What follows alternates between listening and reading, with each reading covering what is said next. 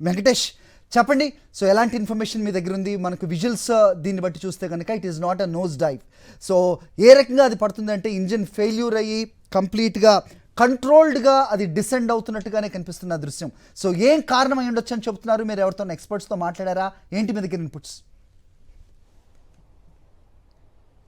హరి, కొద్దిసేపటి కిందటే కొద్దిమంది పైలట్స్ తో నేను మాట్లాడాను. ప్రధానంగా వారు చెప్తున్నటువంటి విషయం, ఇది ఇంటర్సెక్షన్ అంటే రన్వే పూర్తిగా తీసుకోకుండా మధ్యలోంచే దాన్ని రన్వే నుంచి మధ్యలో నడిపించడం ద్వారా అవసరమైనటువంటి స్పీడ్ తో అది టేక్ ఆఫ్ చేయాల్సి ఉంటుంది. సో అవసరమైనటువంటి స్పీడ్ తో గనక టేక్ ఆఫ్ చేయకుంటే అది కూలిపోయేటువంటి ప్రమాదం ఉందని కొద్దిమంది పైలట్స్ చెప్తున్నారు. సో అలాంటి ఇది ఘటన ఏదైనా జరిగిందా ఇంటర్సెక్షన్ ద్వారా పూర్తి రన్వేను వాడుకోకుండా హాఫ్ వే నుంచే దాన్ని తీసుకెళ్లి దాన్ని లిఫ్ట్ చేసేటువంటి ప్రయత్నం జరిగిందా అనేటువంటి కొన్ని అనుమానాలు అయితే వస్తున్నాయి. అంటే ప్రాపర్ స్పీడ్ తర్వాతనే దాన్ని లిఫ్ట్ చేయాల్సి ఉంటుంది, టేక్ ఆఫ్ చేయాల్సి ఉంటుంది. సో ఆ ప్రాపర్ స్పీడ్ అందుకోకంటే ముందే కనుక చేస్తే కొంత ఇంజన్ లో సమస్య తలెత్తి, సాంకేతిక సమస్య తలెత్తి అది కూలిపోయేటువంటి ప్రమాదం ఉంటుందని పైలట్స్ మనకు చెప్తున్నటువంటి విషయం. సో అలాంటి ఘటన ఏదైనా ఇందులో జరిగిందా అనేది బ్లాక్ బాక్స్ లో జరిగినటువంటి ఇన్ఫర్మేషన్, అందులో కంప్లీట్ రికార్డ్స్ అన్ని కూడా ఉంటాయి. కాబట్టి ఆ ప్రాపర్ స్పీడ్ ను ఆ ఇంజిన్ అందుకుందా లేదా అన్నటువంటి తేలేటువంటి అవకాశం ఉందని చెప్తున్నారు.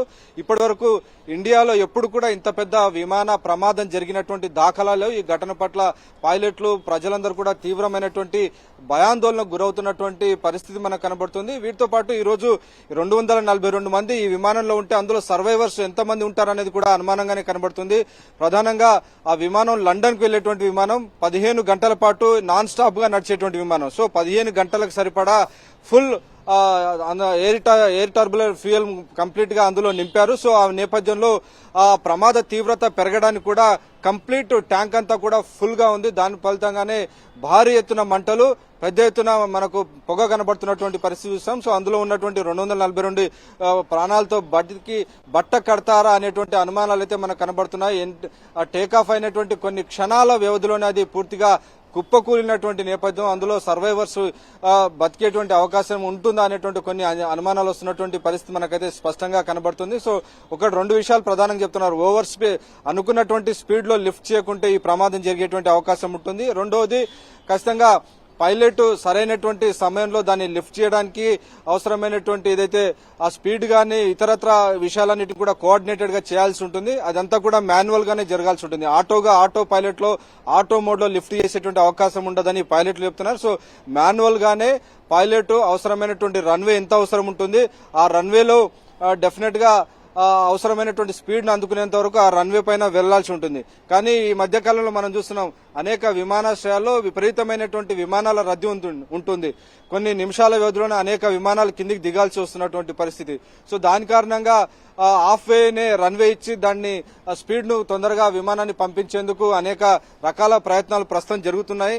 సో ఆ దిశలోనే ఇది హాఫ్ వే నుంచే టేక్ ఆఫ్ అయ్యేందుకు ప్రయత్నం చేశారా అనేటువంటి ఒక చర్చ అయితే జరుగుతుంది. సో ఫైనల్ గా ఈ డీజీసీఏ చేసేటువంటి ఎంక్వైరీలో గానీ ఇది బయటపడేటువంటి అవకాశం ఉంది. సో రెండవ ఇంపార్టెంట్ ఆస్పెక్ట్ మనకు వస్తున్న ఇన్ఫర్మేషన్, ఇటీవల కాలంలోనే ఎయిర్ ఇండియా టాటా గ్రూప్ చేతుల్లోకి వెళ్ళింది. సో ఎయిర్ ఇండియాతో పాటు విస్తారా గానీ ఇతర విమానయాన సంస్థలన్నీ కూడా ఒక గ్రూప్ గా కంబైండ్ అయ్యాయి. సో ఈ ఆపరేషన్స్ సంబంధించినటువంటి చాలా స్కేల్ పెరిగింది. సో ఆ స్కేల్ పెరిగింది, విమానాలు పెరిగాయి. ఆ మేరకు అవసరమైనటువంటి వీటిని నిర్వహించేటువంటి ఎక్స్పర్ట్స్ గానీ అవసరమైనటువంటి ఇంజనీర్స్ గానీ సరిపోయినటువంటి స్థాయిలో లేరు అనేటువంటి ఒక సమాచారం కూడా వస్తుంది. సో ఆ ఎక్స్పర్ట్స్ గనక కరెక్ట్ గా లేకుంటే వారు ఇచ్చేటువంటి సమాచారం, నిజానికి ఒక విమానం టేక్ ఆఫ్ కావాలంటే ఖచ్చితంగా ఇంజనీర్, దానికి సంబంధించినటువంటి ఫ్లైట్ ఇంజనీర్ అన్నిటిని చెక్ చేసిన తర్వాత వాటికి సంబంధించినటువంటి సంతకాలు తీసుకున్న తర్వాతనే అది వెళ్లాల్సి ఉంటుంది. సో ఆ దిశగా ఉన్నటువంటి ఫ్లైట్ ఇంజనీర్స్ గానీ వాటిని కోఆర్డినేట్ చేస్తున్నటువంటి వ్యవస్థ పూర్తిగా ఎక్స్పర్ట్స్ ఉన్నారా అనేటువంటి ఒక అనుమానాలే వస్తూ ఉన్నాయి. ఈ గ్రూపు చాలా పెద్దగా విస్తరించింది. ఇటీవల కాలంలోనే ఎయిర్ ఇండియా అనేక పెద్ద విమానాలను కొన్నది, అనేక చోట్ల అనేక ఇంటర్నేషనల్ ఫ్లైట్స్ నడుపుతోంది. సో ఆ నేపథ్యంలో ఈ ఆపరేషనల్ ఇష్యూస్ ఉన్నాయి ఎయిర్ ఇండియాలో అనేది ప్రధానంగా మనకు వస్తున్నటువంటి సమాచారం. సో ఆ నేపథ్యంలో ఈ రకమైనటువంటి ఈ సమస్యలు, ఈ లోపాలన్నీ కలిసి ఈ భారీ ఎత్తున ఈ ప్రమాదానికి దారి తీశాయా అనేటువంటి ఒక అనుమానం కూడా కలుగుతోంది. హరి, రైట్ ఇస్మాయిల్. ఇక మీరు చెప్పినట్టుగా ఫ్లైట్ నడిపి అంటే పైలట్స్ కొరత ఖచ్చితంగా ఉంది అనేది మనం చాలా కాలంగా వింటూనే ఉన్నాం. అయితే ఇప్పుడు ఒక విజువల్ వచ్చింది మనకి వెంకటేష్, ఇది ఒక భవనం మీద part of the aircraft పడినట్టుగా కూడా కనిపిస్తోంది. అలాగే ఇక్కడ ఎవరైతే గాయపడిన వారు ఉంటారో లేదంటే మృతులు ఉంటారో వాళ్ళందరినీ హాస్పిటల్కి తీసుకెళ్ళడానికి గ్రీన్ ఛానల్ ఏర్పాటు చేయాల్సిన అవసరం ఉంటుంది. ఆ ఇన్ఫర్మేషన్ ఏదైనా వచ్చిందా? ఈ హాస్పిటల్కి వాళ్ళు డైరెక్ట్గా త్వరితగతిని తీసుకెళ్లే అక్కడ మెకానిజం ఉందా? అలాంటి ఏర్పాట్లు జరిగాయా? వెంకటేష్, ఆ ఇన్ఫర్మేషన్ ఏది ఉందా మీ దగ్గర? డెఫినెట్ గా ఇమ్మీడియట్ గా ప్రభుత్వ యంత్రాంగం అంతా కూడా ప్రభుత్వ యంత్రాంగం అంతా కూడా వెంటనే స్పందించింది. విమానాశ్రయం పక్కనే ఈ ఘటన జరిగినటువంటి నేపథ్యంలో వెంటనే ముందుగా ఆ మంటలు నార్పి అందులో ఉన్నటువంటి సర్వైవర్స్ ను ఆసుపత్రికి తీసుకెళ్లేటువంటి దృశ్యాలన్నీ కూడా మనకు కనబడుతున్నాయి. స్వయంగా కేంద్ర హోంమంత్రి అమిత్ షా ఈ సమస్యను, ఈ మొత్తం ప్రమాదానికి ఆ పరిస్థితులన్నింటినీ కూడా ఆయన సమీక్షిస్తున్నారు. వెంటనే కేంద్ర విమానయాన శాఖ మంత్రి రామ్మోహన్ నాయుడును కూడా వెంటనే అక్కడికి వెళ్లాలని ఆయన ఆదేశించారు. దాంతో ఆయన ఇమ్మీడియట్ గా విజయవాడ నుంచి నేరుగా ఆయన అహ్మదాబాద్ వెళ్తున్నారు. అవసరమైనటువంటి రిలీఫ్ యాక్టివిటీస్ అన్ని కూడా చేపట్టాలని కేంద్ర హోంమంత్రి అమిత్ షా ఆదేశించినటువంటి పరిస్థితి చాలా క్లోజ్ గా కేంద్ర ప్రభుత్వం అబ్జర్వ్ చేస్తుంది. ఎప్పుడు కూడా ఇలాంటి ఘటన జరగలేదు.